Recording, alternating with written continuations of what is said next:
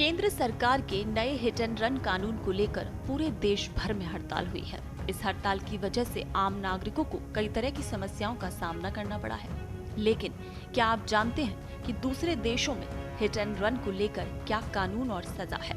हम आपको बताते हैं कि भारत के अलावा दूसरे देशों में सजा का क्या प्रावधान है। सबसे पहले बात संयुक्त अरब अमीरात यूएई की, जहां हिट एंड रन मामलों में सख्ती के साथ कार्रवाई होती है।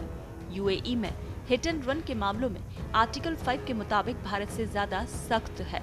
विदेशों में ये हिट एंड रन कानून यूएई में 56 लाख तक का जुर्माना है।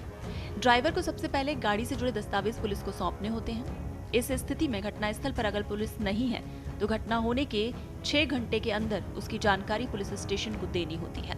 अगर इस स्थिति में देरी से पुलिस को जानकारी देते हैं तो इसकी वजह बतानी होती है और ड्राइवर की गलती होने पर सजा के तौर पर 56 लाख रुपए जुर्माना देना होता है और लाइसेंस भी रद्द हो जाता है।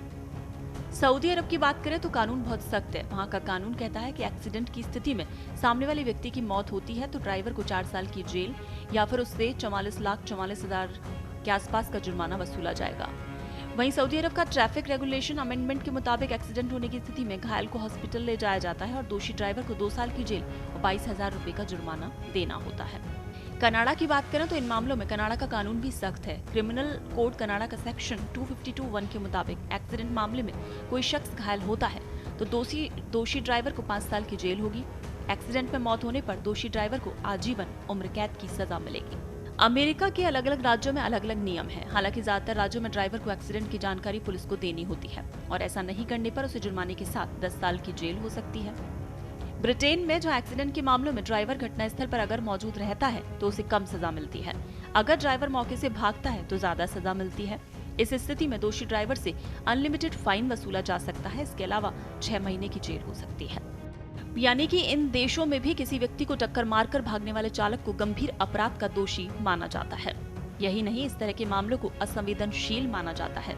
लेकिन भारत में अभी तक हिट एंड रन की गंभीरता को नहीं समझा गया था। ज्यादातर मामलों में चालक एक्सीडेंट के बाद भाग जाते थे। वो ये मानते थे कि वो किसी व्यक्ति की जान लेकर बच निकलेंगे। वैसे तो हिट एंड रन कानून सभी तरह के वाहनों पर लागू होता है, लेकिन इससे सबसे ज्यादा प्रभावित वो लोग होते हैं जो अपना ज्यादातर समय सड़क पर वाहन चलाते हुए बिताते हैं और इसमें ट्रांसपोर्ट वाहन चलाने वाले चालक ज्यादा हैं। इसीलिए ट्रक, बस या डंपर चालकों को इस कानून से ज्यादा डर लग रहा है।